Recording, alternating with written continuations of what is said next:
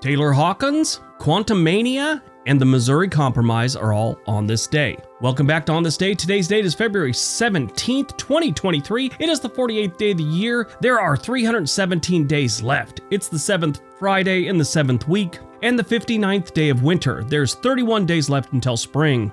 Today is National Café au Lait Day. National Café au Lait Day is an annual fun celebration that takes place on February 17th, the perfect holiday for coffee lovers around the world. This French delight café au lait translates to coffee with milk. It is a sweet and delicious beverage made from freshly brewed coffee and topped with steamy, delicious milk. That's what it says on their website. Now, this is very similar to the Italian version, which is called caffè latte, which is coffee espresso and steamed milk. They also have a French version, a Portuguese version. Basically, it's new ways to get caffeine into your system. I'm a big fan of caffeine. Coffee is a drink made from the seeds of the coffee plant. It is said to have been discovered in Ethiopia over a century ago, where it was consumed before being spread to other parts of the world. However, it was when coffee arrived in Yemen that it became a popular drink. It wasn't long before it spread to Europe in the 17th century, and then on to the rest of the world. In the 1600s, the French introduced mixing milk into coffee. One thing leads to another, and there's a Starbucks on every corner.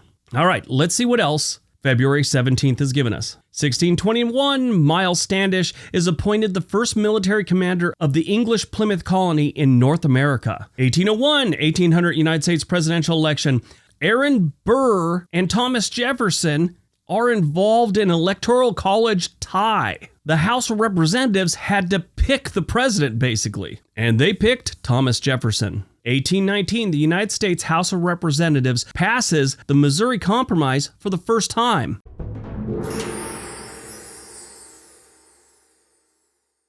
Now, the Missouri Compromise was an interesting part of history. The Missouri Compromise consisted of three large parts. Missouri entered the Union as a slave state. Maine entered as a free state. The 3630 line was established as the dividing line regarding slavery for the remainder of the Louisiana Territory. Now, in 1850, they had another go at it. The Compromise of 1850 contained the following provisions. Number one, they admitted California into the Union as a free state. Number two, leaving the option of legalizing slavery to the territories of New Mexico and Utah. So it was up to them if they wanted to do it or not. Number three, they allowed new territories gained after the Mexican-American War to either prohibit slavery or permit slavery in that territory. Number four was the enactment of stronger fugitive slave laws. And number five, the abolition of the slave trade in the District of Columbia. Now, these compromises eventually failed, and tensions continued to grow in a divided nation. You had the slave states and you had the people that didn't want slavery.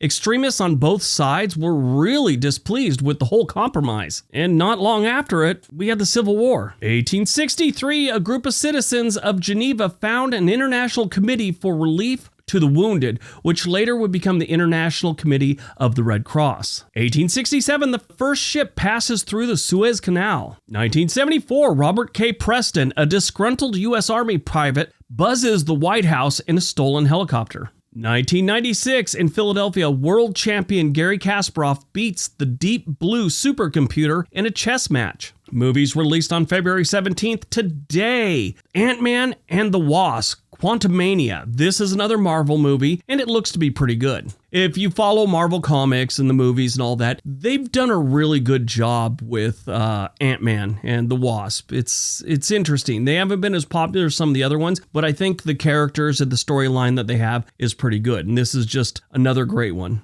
I'm sure. The film is part of the new Phase 4 of the Marvel Cinematic Universe. Born on February 17th, 1972, Taylor Hawkins.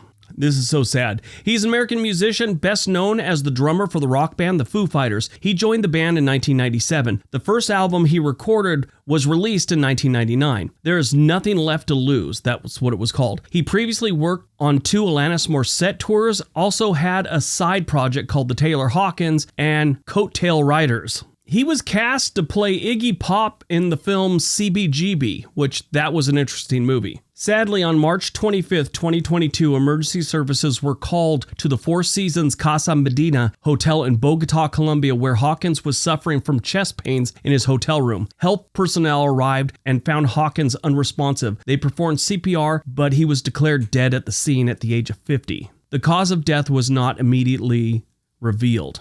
Now, they found, he had, I guess, antidepressants in his body, THC, and a small amount of opiates, usually for like arthritis. He was a drummer. Of course, he had something like that in his system, but it really, they say, wasn't enough to have killed him. They think it was just a heart attack. A post-mortem autopsy showed that Hawkins' heart was about double normal size. All right, that's your birth and your death one for today. That one kind of depressed me. I really liked him. All right, that's today's video. Hope you guys enjoyed it. Hope you got some information out of it. Now go out, have a great day, and be nice to each other.